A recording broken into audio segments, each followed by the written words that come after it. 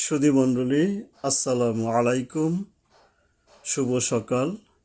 আমি আমন্ত্রণ জানাচ্ছি আমার ইউটিউব চ্যানেল MA টিভি চ্যানেলটিতে। অবশ্য এর নাম ইতিপূর্বে AB টিভি চ্যানেল ছিল, আমি একটু পরিবর্তন করে MA টিভি চ্যানেল করেছি। তো যাই হোক, আমি ইতিপূর্বে আপনাদের কিছু আরবি গ্রামার বর্ণনা করেছিলাম 1 থেকে 16 পর্যন্ত সিরিয়াল। তো আজকে আমি 16 থেকে 20 অর্থাৎ আরও 5টি আরবি ব্যাকরণ আপনাদের সৌজন্যে উপস্থাপন করছি।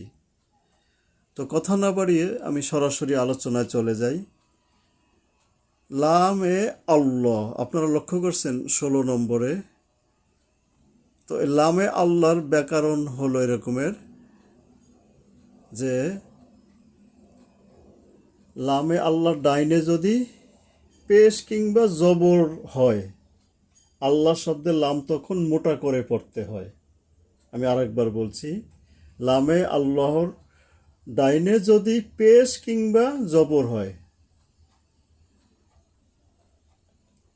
আল্লাহ শব্দের লাম তখন মোটা করে পড়তে হয়। এখন মোটা করতে গেলে কি হবে? আকার উচ্চারণ করা যাবে না। আল্লাহ, আল্লাহ বলবো না আমরা, আল্লাহ এইভাবে। কিন্তু জের হইলে এবার পাতলা হবে, লিল্লাহি। এখানে কিন্তু ওই রকমের আল্লাহর মতো লিল্লাহ এরকমের অত জোর দেওয়ার দরকার হবে না, লিল্লাহি।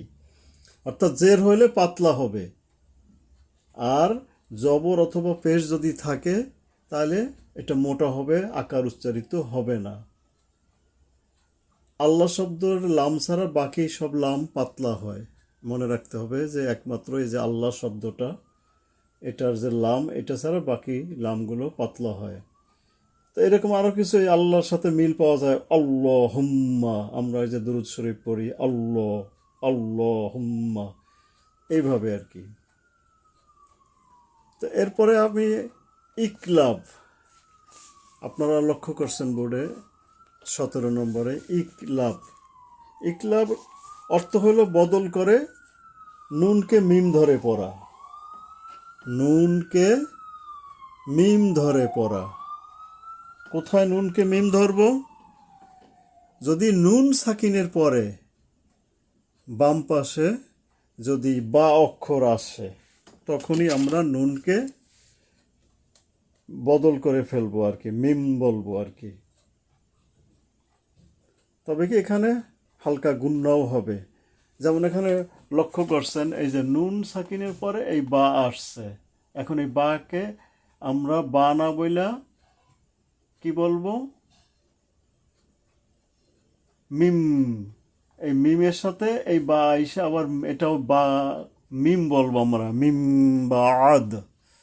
এখানে একটু গুন্না বুঝিনি, নাকের ভিতর থেকে একটু ওই একই শব্দটা দ্বিতীয়বার আবার রিপিট হয়।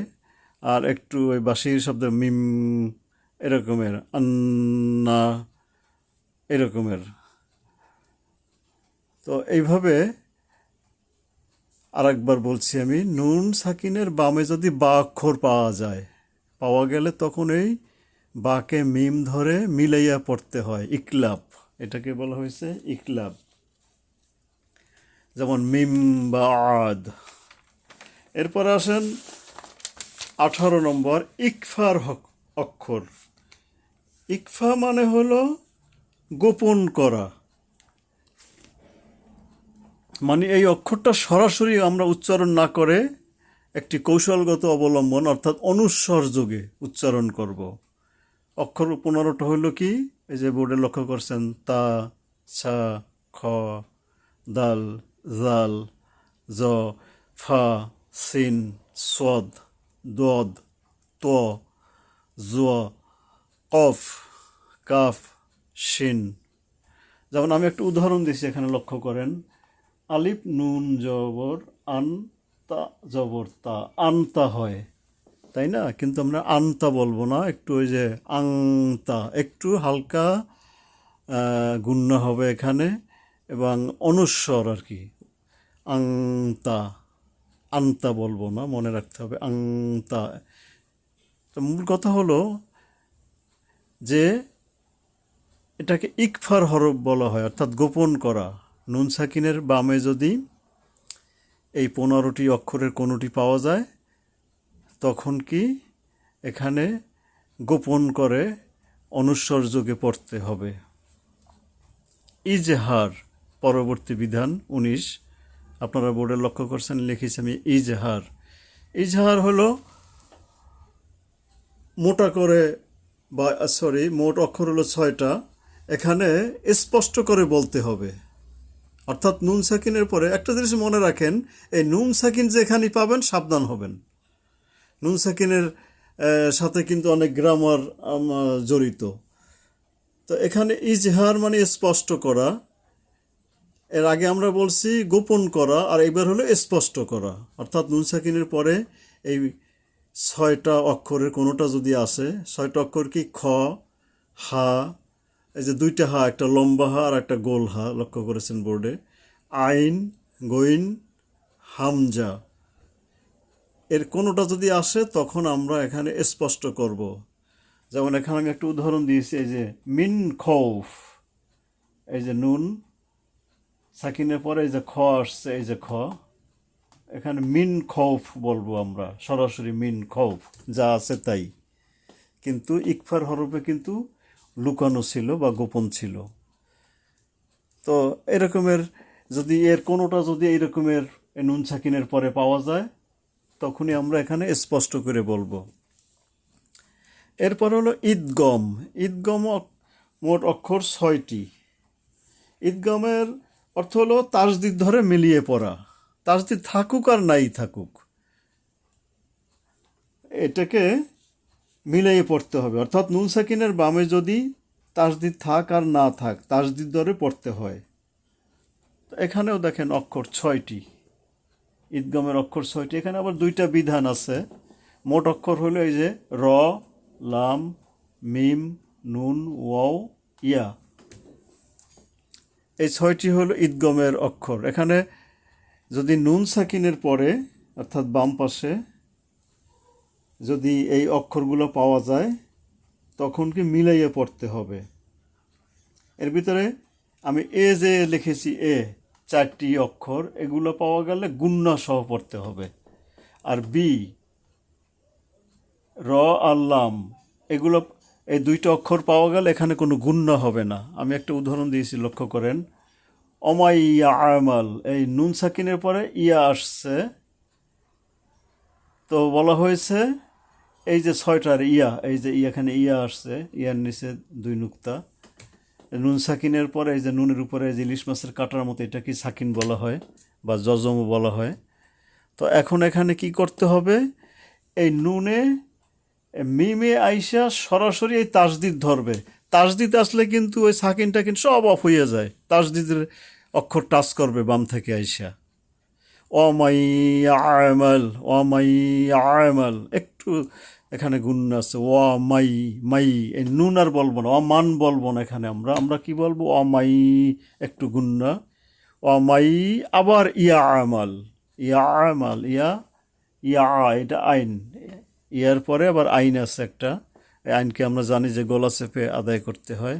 অমাইয়ামাল, ওই নুন অফ হয়ে যাবে। এখানে তাসদিদের অক্ষর পাওয়া গেলে পূর্ববর্তী অক্ষরকে অফ করে তাসদিদের অক্ষরে আইসা মিলবে। অমাইয়ামাল, আপনার এই বাংলা আমি লিখে দিয়েছি, লক্ষ্য করছেন।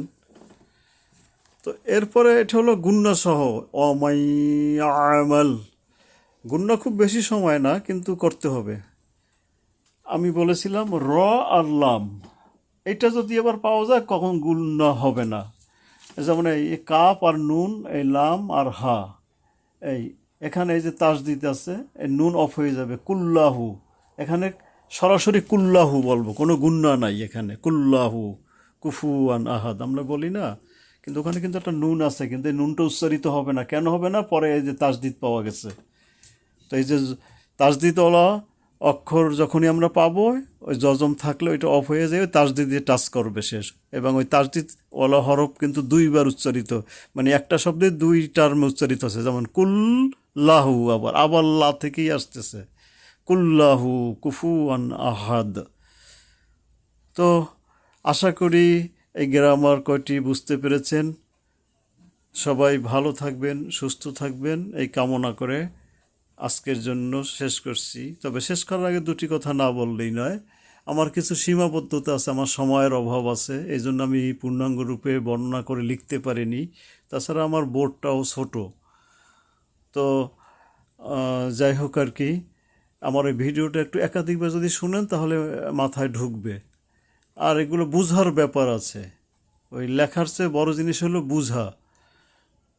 তো বুঝতে পারলে একবার মাথায় ঢুকলে ইনশাল্লাহ জীবন পার হয়ে যাবে। আর না বুঝলেও রক্ষা নাই, কারণ এই উল্টাপাল্টা পড়লে তো সওয়াব তো হবেই না, অনেক ক্ষেত্রে গুনাহগার হতে হবে। আর আমি আসলে এরকমের খুব সাজসজ্জাপূর্ণ ইউটিউবওয়ালাও নই। আমার বিবেক থেকে মনে হয়েছে যে আমি যে গ্রামারটুক শিখেছি, আলহামদুলিল্লাহ আমি তো ভালোই পড়তে পারি। তো আমার শুভাকাঙ্ক্ষী যারা যারা আমার চ্যানেলে থাকবেন তাদেরকে একটু বর্ণনা করি, জানানি দেই, যাতে তারাও শুদ্ধভাবে শিখতে পারে। তো যাই হোক, কথা না বাড়িয়ে সবাইকে ধন্যবাদ জানিয়ে শেষ করছি। আল্লাহ হাফেজ।